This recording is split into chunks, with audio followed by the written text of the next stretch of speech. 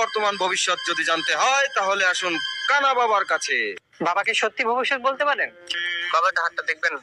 মান আতা হাররাফান, যে ব্যক্তি কোনো গণকের কাছে যায়, গণক যিনি ভবিষ্যৎবাণী করেন, ভবিষ্যৎ বলে দেন, ফাসআলাহু আন শাইইন, এবং তাকে কোনো বিষয়ে জিজ্ঞাসা করে, ফাসাদ্দাকাহু, এবং সে যে উত্তর দেয় এটাকে সে বিশ্বাস স্থাপন করে, রাসূলুল্লাহ সাল্লাল্লাহু আলাইহি ওয়াসাল্লাম বলেন যে লাম তুকবাল লাহু সালাতু 40 ইয়াওমান, 40 দিন পর্যন্ত ওই ব্যক্তির নামাজ কবুল হবে না।